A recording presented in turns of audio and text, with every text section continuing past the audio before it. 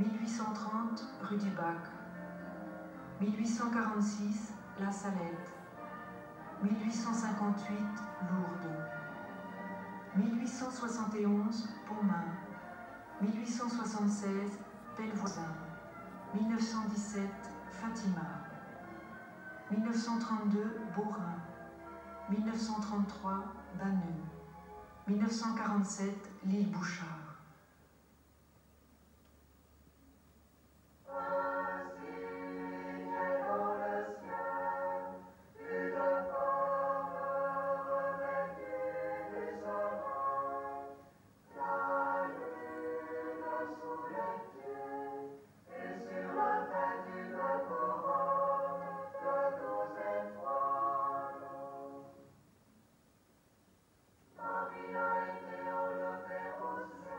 Oui, l'heure de Marie est là.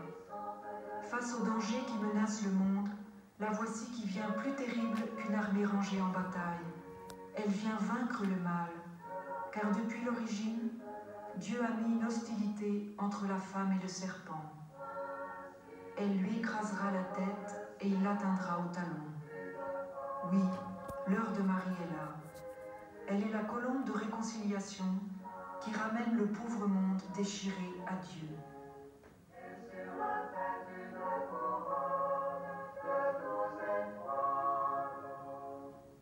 Elle nous dit à Kérisinen: mais croirez-vous enfin que mon retour sur terre est voulu de Dieu pour vaincre cette déchéance spirituelle et préparer la voie au Saint-Esprit qui l'emportera sur l'esprit du mal? Cette mission, Marie l'accomplira sur cette terre qu'elle s'est choisie. Car c'est par la Bretagne qui lui est restée le plus fidèle qu'elle veut rechristianiser la France, qui, revenue au Christ, revêtira un caractère tellement religieux qu'elle redeviendra lumière des peuples païens. Oui, depuis son évangélisation, la Bretagne a toujours été la terre de Dieu et de Notre-Dame. Du plus humble au plus magnifique, les calvaires portent témoignage de la vibrante présence de Dieu dans la vie des anciens Bretons. La plus modeste chapelle ou la plus belle église au clocher ajouré, qui jalonnent bourgades et villes, sont des témoins de la foi de nos pères. Bretagne, terre de pardon. Tradition bien vivante, surtout dans le Finistère, cette fin de la terre qui plonge dans l'océan, où de nombreux sanctuaires rendent particulièrement hommage à la Mère de Dieu. C'est peut-être pour cette raison que Notre-Dame a choisi cette région pour se manifester en ce XXe siècle. Ce que tu as caché aux sages et aux savants, tu l'as révélé aux tout petits. Cette parole se vérifie une fois de plus en ce qui concerne les apparitions de Kérisinen.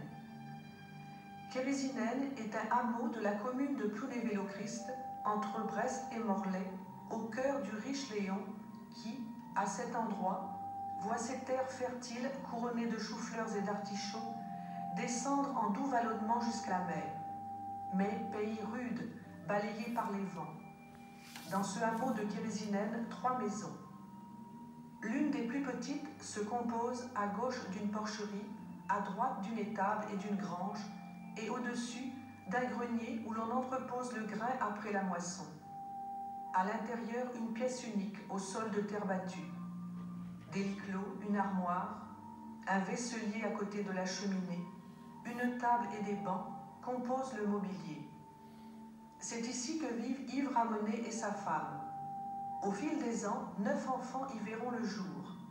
La 4e sera Jeanne-Louise, née le 7 octobre 1910 en la fête du Rosaire. De santé délicate, elle ne put aller à l'école avant 10 ans et demi, ce qui ne l'empêcha pas d'obtenir son certificat d'études, qui marqua pour elle, comme pour beaucoup, la fin de la scolarité. Ce fut donc le retour à la ferme, où elle aida sa mère aux travaux domestiques. La famille Ramonet avait une grande foi. Chaque soir, la maisonnée se réunissait pour lire la vie des saints et réciter le chapelet. C'est dans cette ambiance de foi profonde que grandit la petite Jeanne-Louise. En ce temps-là, il n'y avait guère de confort dans les campagnes, et à Kérisinen, même pas de puits. Il fallait donc chercher l'eau potable à Fontaine-Veine, à 500 mètres environ. Cette corvée était dévolue aux enfants. Ils y allaient par deux, car la cruche était lourde.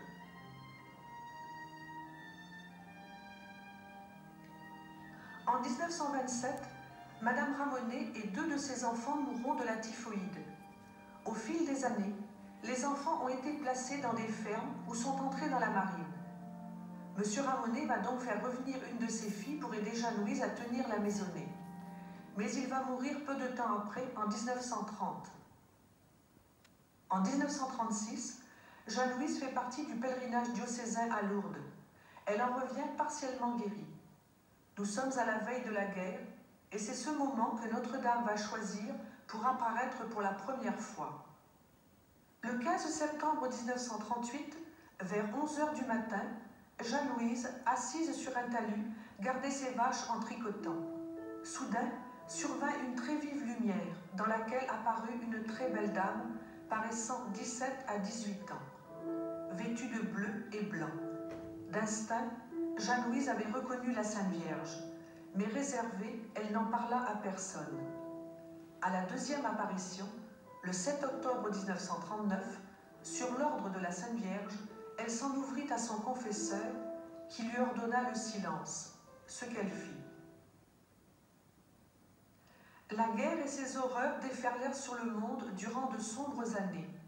Les apparitions se succédaient et toujours le silence, le pesant silence. En 1947, l'indiscrétion d'une fillette qui avait surpris la confession de Jeanne-Louise fit connaître les apparitions.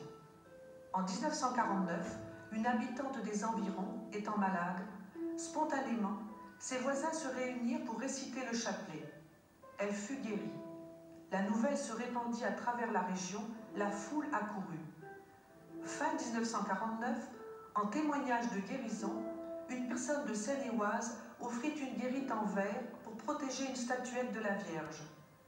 C'est ainsi que commencèrent les premières manifestations de foi.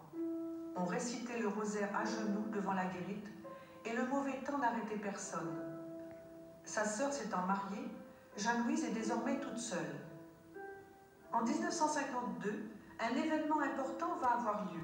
Une source, promise par Notre-Dame en 1949, va jaillir en plein mois de juillet. Plus de 5000 personnes se pressaient le 8 décembre 1955 pour assister au tracé du petit oratoire, qui fut achevé en février 1956. Peu à peu, une statue de Notre-Dame, un crucifix, y prirent place. Les ex-voto commencèrent à tapisser les murs, puis une statue du Sacré-Cœur fut offerte. Pendant toutes ces années, en dehors de ces rencontres avec le ciel, la vie de tous les jours continuait. Le soin aux vaches, les travaux des champs, et pour Jeanne-Louise qui aurait voulu rester cachée, les messages à donner. Elle avait pris l'habitude de noter ceci sur des cahiers d'écolier. Non sans réticence, mais poussée par son entourage, elle commença à les divulguer aux pèlerins. Chaque dimanche, après le rosaire, on se rassemblait dans sa maison, autour de la table, et elle en faisait la lecture à haute voix, et ce, jusqu'à la prochaine apparition qui laissait la place au nouveau message.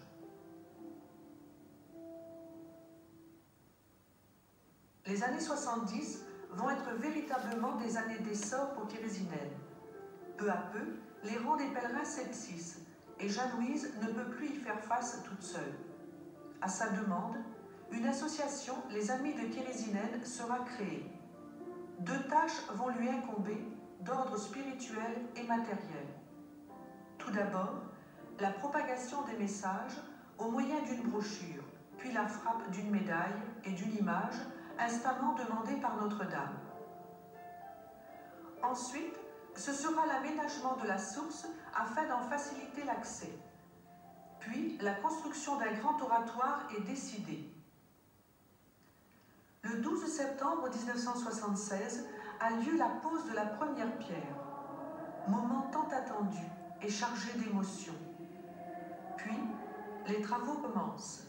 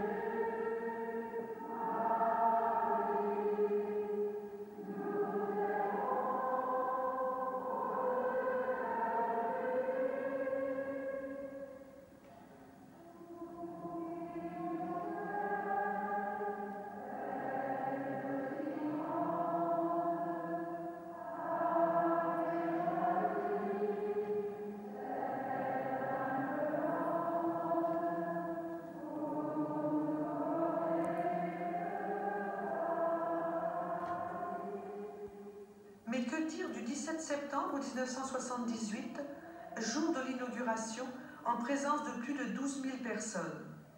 Bien des yeux se sont mouillés et des gorges serrées quand les statues de Jésus et de Marie se sont avancées dans la nef, prenant possession solennellement de leur nouveau domaine. Joie et ferveur, couronnement de tant d'efforts et de luttes.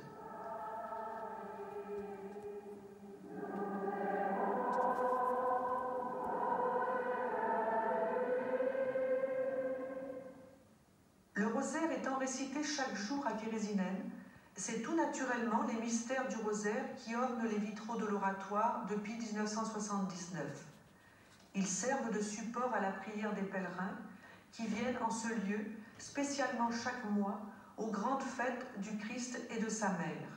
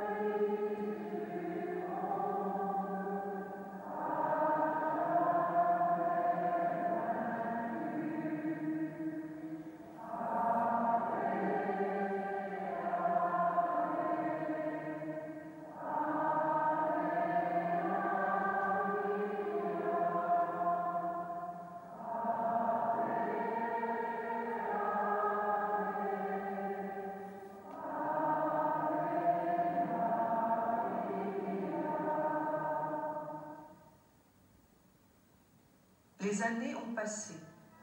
Le message donné à Kérésinène continue à faire son chemin dans le monde. Et jamais la promesse faite par Notre-Dame ne s'est révélée aussi exacte. En ce lieu, je descends surtout pour les pécheurs. Cependant, si l'on m'écoute, je ne refuserai pas la santé des corps. Il n'y a point d'endroit où avec tant d'abondance je donne mes grâces surnaturelles. Jamais on n'en reviendra sans grâce nouvelle. Quand on pénètre dans le petit oratoire, l'œil est frappé et attiré par les centaines d'ex-voto qui recouvrent les murs. Guérison, conversion, tous témoignent de la bonté de Dieu à l'égard de ses créatures. Et ces merci, 100 et 100 fois répétés, le redisent sans cesse.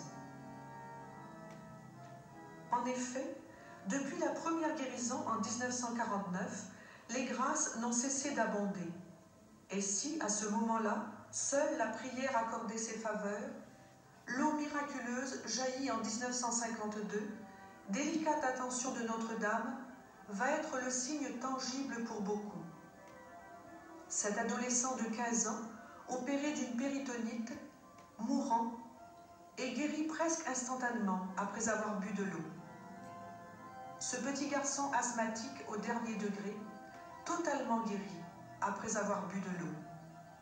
Cette petite fille de 5 ans, cardiaque, ne pouvant ni sauter ni courir, est guérie un 25 mars après avoir bu de l'eau.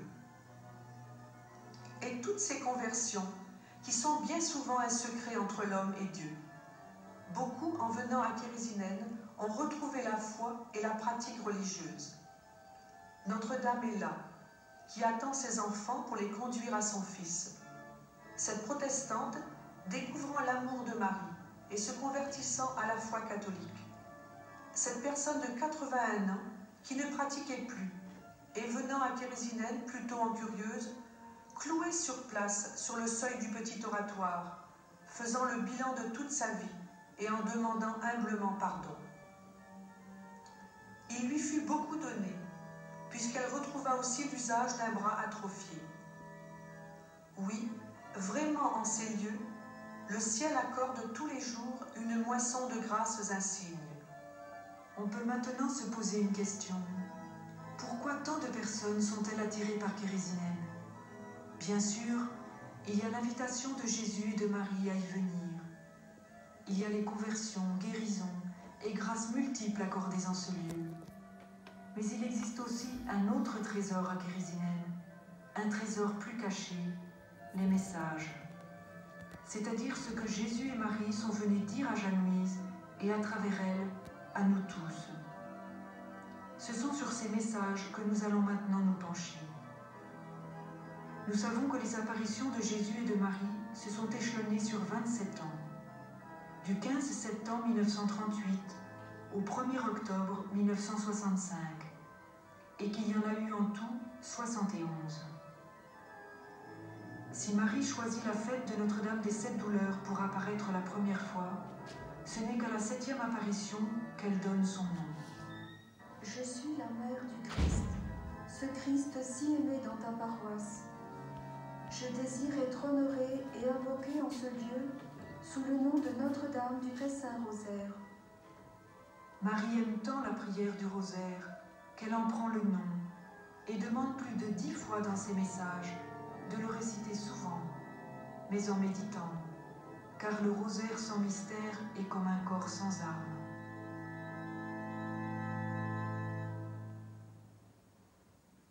Que surtout, très souvent, l'on groupe les enfants pour prier, pour réciter le chapelet, suivi du Parche Domine pour les pécheurs.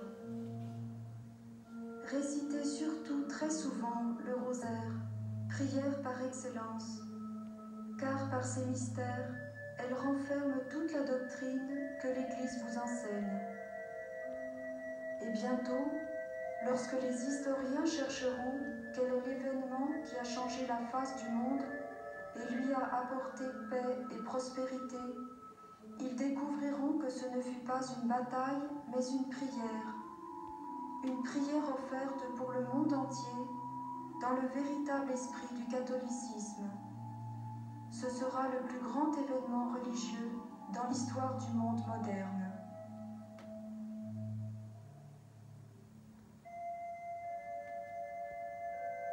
En mai 1942, Marie reprend une partie du secret de Fatima. Demandez à Jésus, par mon cœur immaculé, le retour des pécheurs et la conversion de la Russie.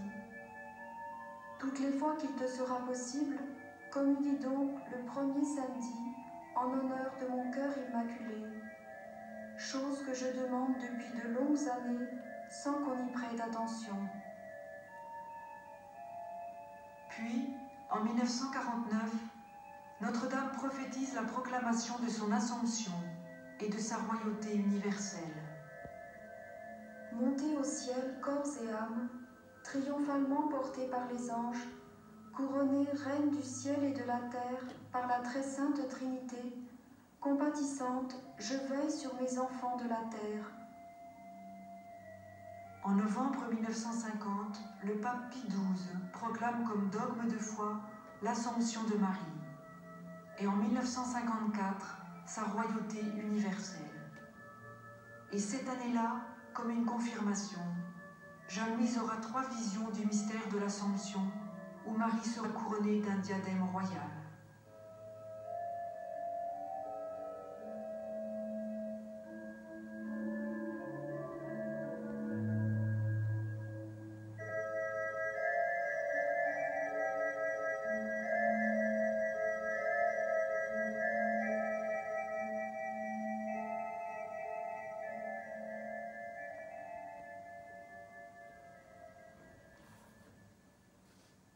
Cependant, les 3 apparitions suivantes, Notre-Dame apparaît seule et elle pleure. Elle montre par 2 fois son chapelet, sans rien dire. Un mois plus tard, elle expliquera. Je souffre de l'indifférence des hommes. Mon cœur saigne des offenses, surtout impures, faites à mon divin Fils. sur le lieu même des apparitions, en 1955-56, durant 21 mois. Jeanne-Louise reçut chaque jour, sauf le dimanche, une communion mystique. Une main céleste lui apportait l'hostie, et lorsque Jeanne-Louise était seule, un ange, de chaque côté de l'hostie, était incliné en signe de profonde adoration. De nombreux grains assistèrent à ces communions, et plusieurs enfants dirent avoir vu l'hostie ronde et blanche comme à l'église, affirmait-il. Ceux qui furent témoins de ces communions se rendaient bien compte de la grâce extraordinaire qui leur était faite, et le souvenir en est resté gravé dans leur cœur.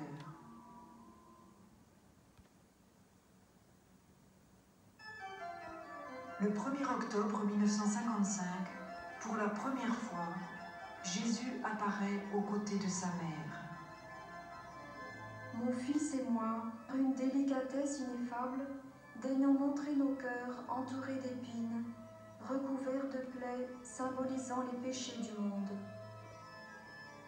Jeanne-Louise demande « Que signifient ces deux rayons rouges et blancs qui partent du cœur de notre Seigneur ?» Ces rayons blancs et rouges représentent l'eau et le sang qui jaillirent du cœur de mon fils lorsqu'il fut ouvert sur la croix.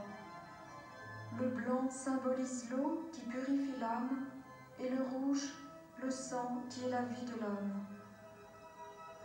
Oui, les temps sont graves. Les nations et les gouvernements se sont coalisés contre Dieu et le Christ. Mais pour sauver ces nations sans base, ces peuples en débâcle, je demande que le monde soit de nouveau consacré, mais cette fois à nos deux cœurs unis. Oh oui, que vos familles, vos nations, le monde entier soient consacrés, mais dans une même consécration, au cœur sacré et miséricordieux de Jésus, et à mon cœur douloureux et immaculé, à nos deux cœurs unis dans le Saint-Esprit.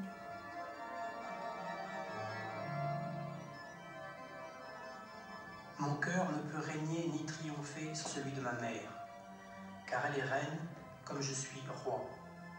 Comme elle, et avec insistance, je demande que le monde soit consacré à nos deux cœurs unis dans le Saint-Esprit. Ainsi consacré, il échapperait à la ruine, car le monde doit être sauvé, non par la violence, mais par l'Esprit et nos cœurs.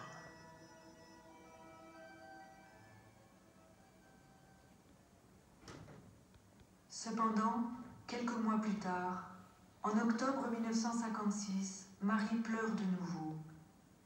Et apparaissant seule à Jeanne-Louise, elle découvre son cœur douloureux où saigne une nouvelle blessure. Elle lui dit « Avec mon peuple, aime-moi, console-moi, car où seriez-vous si je n'étais là ?» Ainsi, peu à peu, se découvre au cours des apparitions le rôle si important de Marie dans le mystère de notre rédemption.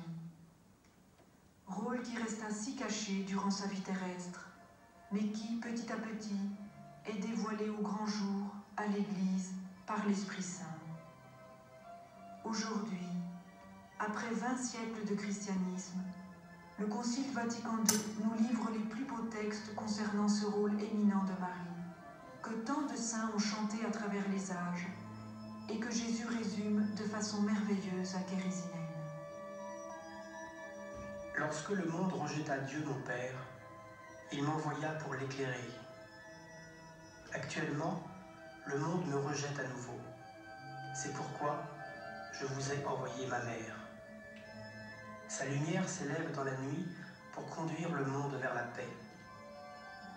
Pourquoi serait-elle donc sujet de tant de contradictions? Elle est de tout temps inscrite dans le salut des hommes. Elle était essentielle à la rédemption. C'est pourquoi je l'ai voulu à mes côtés lorsque, pour vous, je mourrai sur la croix. Comprenez donc là comme mon complément divin, votre co-rédemptrice. Ne séparez pas ce que mon Père a uni. Sans ma mère, pas de sauveur, pas de rédemption, pas d'église. Je l'ai voulu présente au Cénacle avec mes apôtres, pour qu'ensuite elle reste présente dans l'Église. Gardez donc la bien vivante dans vos familles, dans vos paroisses, dans l'Église entière. Si elle n'est à sa place, c'est le désordre, la confusion.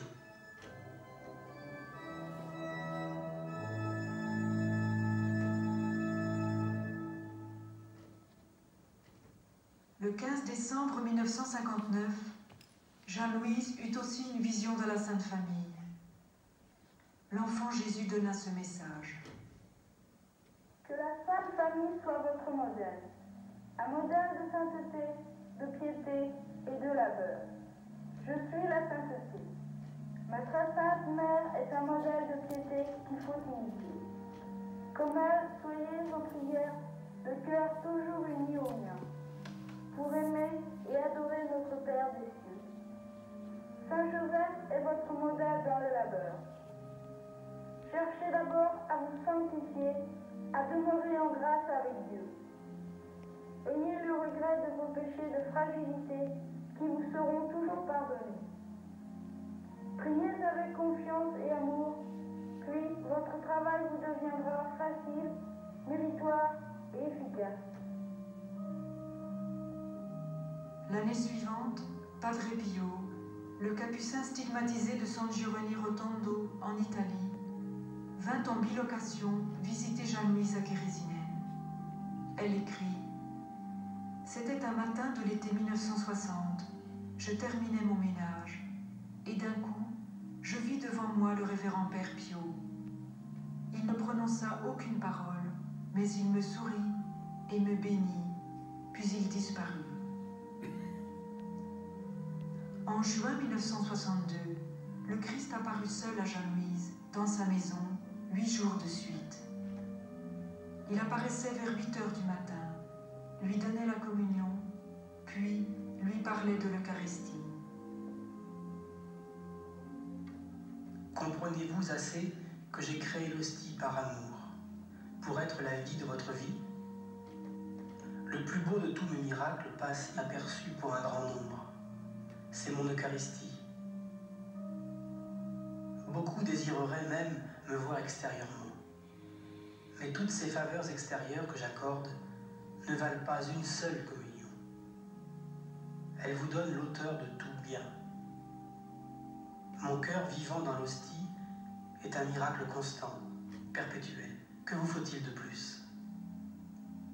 Approchez-vous de moi avec confiance, car l'Eucharistie n'est pas la récompense du mérite et de la sainteté, mais le moyen d'y parvenir. Venez me consoler.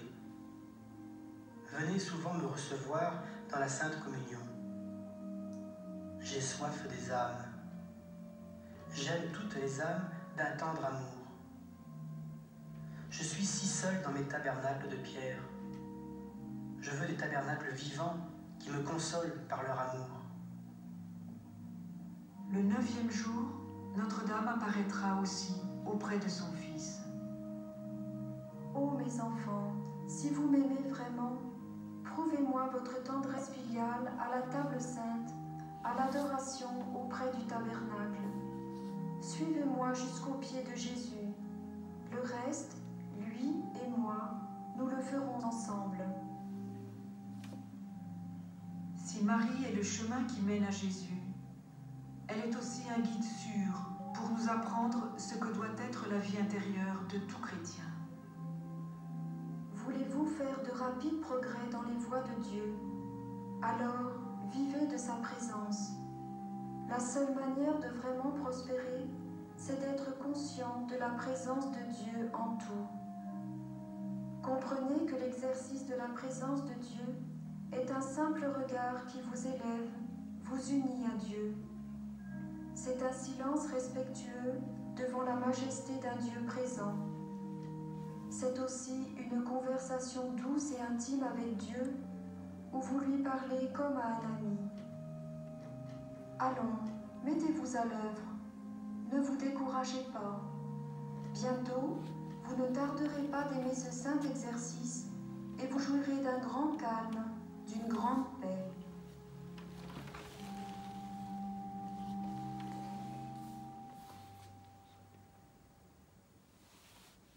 enfin, nous ayant aidé à construire notre vie intérieure, Marie nous pousse alors à agir.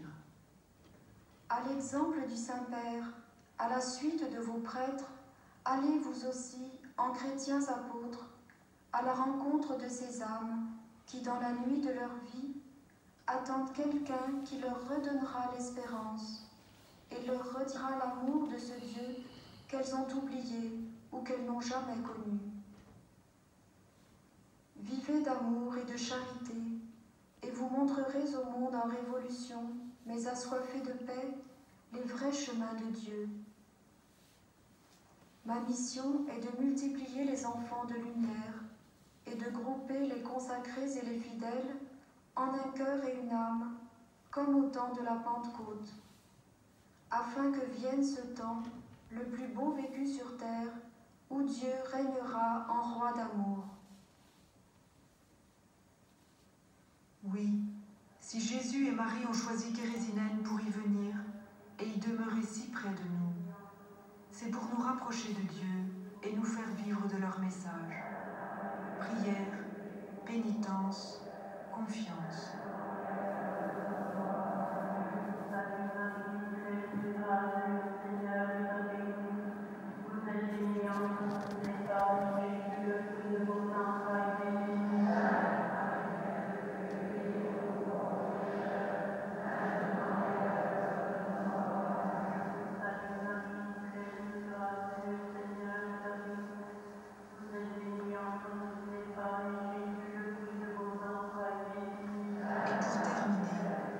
Écoutons la dernière consigne que Marie nous donne. Avec vos rosaires, formez une couronne qui recouvrira la terre d'une onde de prière. Elle résistera une fois de plus au progrès des forces du mal qui menacent l'humanité, attend, sans guerre ni révolution, le triomphe pacifique de mon cœur immaculé, dans la paix, dans la justice et dans l'amour du Christ, mon Fils.